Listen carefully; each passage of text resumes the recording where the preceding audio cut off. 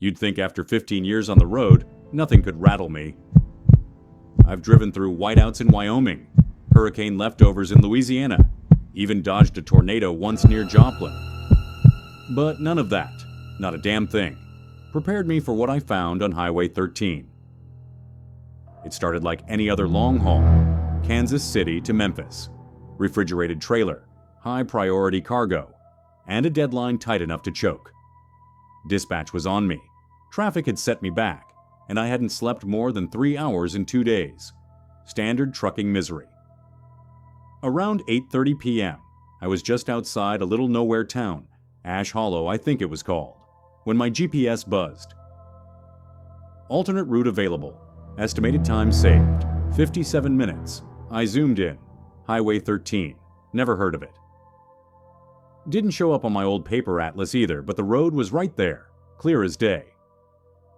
2-lane blacktop cutting through a swath of trees. And God help me. I turned.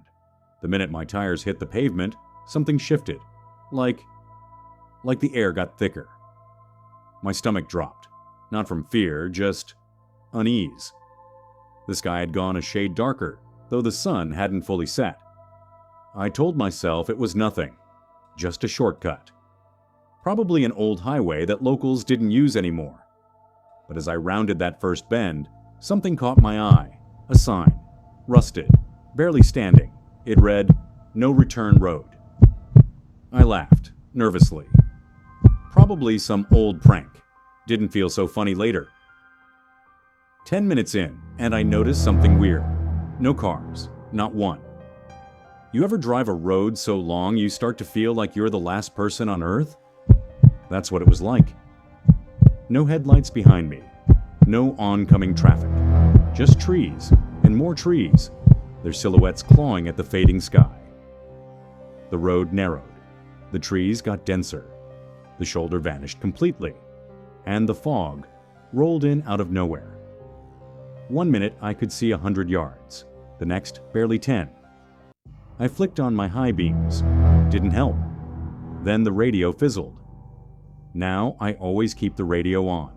Talk shows, news, even dead air if I have to. But this time, just static. Even my phone had 0 bars, like the road had swallowed the signal whole. That's when I saw the first shadow in the cab. Passenger seat. Just a flicker. I turned fast. Empty.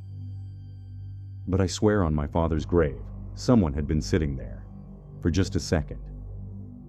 I reached for my thermos, trying to shake it off, and that's when the CB crackled to life.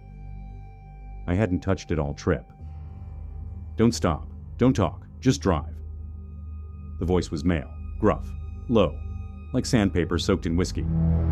I grabbed the mic. "Who the hell is this?" No response, just static, and then silence. I looked at the dash, 9:03 p.m. Not surprising, I'd left the interstate around 8:40. 15 minutes later, still 9:03. My heart stuttered. I blinked, tapped the screen, reset the dash clock, still 9:03. The odometer ticked up, but the world wasn't moving forward. That's when the scenery repeated. I passed the same billboard. Big Ben's Fireworks, exit 7. Only there was no exit, and I'd already passed that damn billboard 5 minutes ago. Then the sign came back. No return road. Same rust, same slant. I was looping. I slammed the brakes and pulled over, panting. Jumped out of the truck. The air was wrong. Cold, sure. But it was more than that. It didn't smell right. No earth, no grass, no diesel. Just metal. Like a slaughterhouse. That's when I saw it. In the ditch. A semi. Burnt out. Twisted. I climbed down, drawn to it, though my gut screamed to run. Inside the melted cab was a license. It was mine. Charred edges. Photos still intact. My name, my face. My mouth went dry. I stumbled back to my rig, trembling, and opened the glove box. Why, I don't know. Maybe to check my own ID. But inside was something I hadn't put there. A newspaper. Yellowed and brittle. Headline: Driver vanishes on Highway 13. dated 1978. Underneath, scribbled in red ink, "Time doesn't pass here, it feeds." I couldn't drive, I couldn't breathe, but something made me get back behind the wheel, like invisible hands pushing me. I didn't want to be on the road, but I couldn't not be. I started seeing people on the side of the road, in the trees. They didn't move, didn't speak, just stood there. Some wore uniforms. Others looked like farmers, travelers. One woman stood barefoot in the snow, clutching a suitcase. Blood ran from her eyes like tears. Then she vanished. Every time I blinked, something else appeared in the mirror. A child sitting in the sleeper. A man hanging from the CB cord. At one point, I saw a convoy of trucks behind me. At least 5, all with their lights off. No drivers. I hit the brakes. They vanished. I opened the curtain to the sleeper cab. There they were, 4 of them. Twisted, bloated, dead-eyed. One leaned in and whispered in my ear, "You don't leave, you replace." Something inside me cracked. I tore at the dashboard, screaming, yanked wires, threw my phone. Then, behind the radio, I found it, a leather-bound journal. It belonged to a man named Gerald Kane, trucker, vanished in 1981. His final pages were scrawled in panic. "Time breaks here. The road doesn't loop, you do. We all did something bad. The road remembers." I didn't want to believe it, but I remembered, last winter. I hit something on a foggy road near St. Louis. Felt like a deer, big. But then there was that second bump. I never stopped. I couldn't afford a delay, couldn't risk the questions. But what if it wasn't a deer? What if I'd hit someone? I wiped the sweat off my face and caught my reflection. Only it wasn't me. It was burned, hollow-eyed, grinning. I screamed until my throat gave out. Fog swallowed everything. The road disappeared. Then, silence. I stepped out. The air didn't feel real anymore. Shapes approached, silent, watching, waiting. Then one stepped forward. A boy, 10, maybe 11, soaked, pale, eyes like 2 pits of oil. He didn't speak, just raised a hand and pointed. I turned and saw me in the truck, hands on the wheel, staring dead ahead. The engine started, headlights flared, and I woke up. Back in the cab, the dash, 9:03 p.m. Same trees, same silence, but now, I'm not alone. There's a shadow in the passenger seat. Small, still, watching, and every time I blink, it gets closer. Some shortcuts save time. This one just takes you. You know, there's a strange kind of peace that comes with driving long haul. Hours alone, engine humming, stars blinking overhead like they're keeping you company. You get into a rhythm. Coffee, radio, rest stop, repeat. That night was cold, clear skies, but bitter. I'd just finished a run into Wyoming and was ready to shut it down when dispatch buzzed me with a last-minute pickup. No manifest, no listed client, just a destination and a container number, 909-A.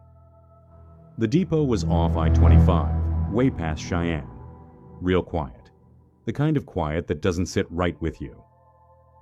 The only building still lit was this squat little office with yellowed windows and buzzing lights. Inside, a guy named Collins handed me a clipboard. He didn't look at me when he spoke. His hand was shaking, and not from the cold. "You're taking 909A, he said. "It's already hitched. Don't ask questions. Don't open it. Just drive." That last part. Don't open it. He didn't say it like a rule. He said it like a warning. I almost laughed. Almost. But when I walked out to the lot and saw that trailer, it wasn't like the others. It sat alone, far back from the rest. Gray, dull metal. Old. Looked like it hadn't moved in years. And on the doors, smeared like someone had slapped it with a bloody hand, was a dark red print, almost fresh.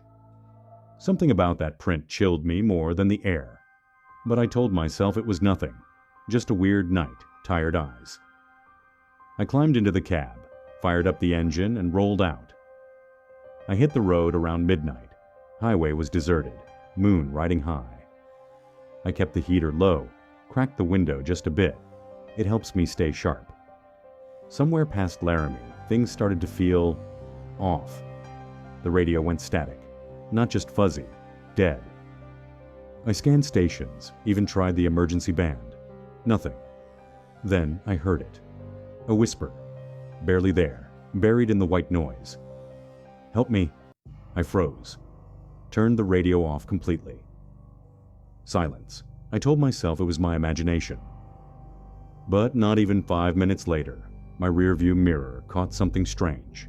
Movement behind the trailer. A flash, like someone was hanging off the back. I pulled over fast, grabbed my flashlight, walked to the rear. The seal was intact, still locked, but there were new prints, not one, 3. Tiny ones, smeared like a kid's hand covered in paint. Lower, near the bottom edge. I stood there for a long time, light trembling in my hand. Then I heard something inside, knocking, software deliberate. 3 beats, then silence. I didn't open it. God help me, I wanted to. But I turned and walked back to the cab, locked the doors, drove. Miles later, I pulled into a rest stop, middle of nowhere, dim yellow lights. I sat on the bed in the back of the cab, staring out the window. The trailer loomed behind me like a tombstone, and as I tried to close my eyes, I swore I heard breathing. Not mine. I didn't sleep. I couldn't. Every time I shut my eyes, I saw her. A girl, maybe 8, maybe younger. Pale, messy black hair, barefoot, just, standing in the road ahead, looking right at me. She didn't move, didn't speak, just lifted one hand and pointed to the trailer. By morning, I was unraveling. I started asking around, anywhere I stopped, diners, stations, way stations. I asked about unlisted halls, blind trailers. Most folks just shrugged or looked at me like I was crazy. But in a little diner outside Des Moines, an old guy behind the counter froze when I described the trailer. Even before I mentioned the red handprints, he looked me dead in the eye and said, "You got a devil's load." He told me in a hushed voice that sometimes these containers just appear. No records, no client. They pass from depot to depot like some cursed chain letter. He said once, back in the 80s, a trucker hauled a similar load. Disappeared near the Rockies. They found his truck upside down, doors open, trailer empty. No sign of him. But the inside was covered in bloody child-sized handprints. I tried to laugh it off. But when I went back to my truck, my hands were shaking. That night, I recorded a voice memo. Just wanted to document it, just in case. But when I played it back, my voice wasn't the only one. In the background, clear as day, a whisper, "You're almost there." The next day, I planned to drop the load early, leave it at a relay yard and wash my hands of it. But the GPS glitched, rerouted me through smaller and smaller roads until I was driving along a forested trail in Indiana. Like the thing knew where it wanted to go. When I stopped for gas that evening, I noticed something that made my stomach drop. Scratches. Along the inside wall of the trailer doors. Like fingernails clawing to get out. Dozens of them. Some deep enough to bend the metal. I called dispatch. Got only static. By the time I found a motel, I was seeing her again. The girl, not in dreams, awake, standing at the edge of the parking lot, just watching. That night, I woke to banging. This time it was violent, like someone was slamming into the trailer walls. I ran outside, half-dressed, flashlight in hand. And the doors were swinging open. Inside, darkness. Then something darted past me, bare feet on pavement. I turned fast, light scanning the lot. And there she was, standing under the street lamp. "Why won't you help me?" she asked. Her voice was small, but her eyes weren't human. I backed away, and she vanished. Inside the trailer, there was only one thing: an old, moldy stuffed bear, and a name tag around its neck. Lily. Lily. That name cracked something open in me. I hadn't heard it in years, not since I was a kid. She was real, my sister, Lily, drowned in a lake when we were children. Ice cracked beneath her feet. I was right there. I should have grabbed her. But I didn't. I froze. Mom never spoke of her again. She burned the photos, acted like she never existed. But now she was in my trailer. I called my mom, asked quietly, "Do you remember Lily?" Silence, then a soft, trembling voice. "We were told not to." I asked, "By who?" The line went dead. I checked the stuffed bear again. Sewn into the back, behind the fabric, was a photo. Me, holding Lily, standing in front of a gray trailer. The same trailer. The final stop wasn't a depot. It was a lot outside Detroit. Overgrown, broken fence, long abandoned. The gate creaked open like it had been waiting. Inside, the trailer disconnected on its own. I swear to you, I never touched the hitch. And then, it opened. No wind, no sound, just two doors swinging wide. And in the darkness stood Lily. But she wasn't a girl anymore. She was wrong.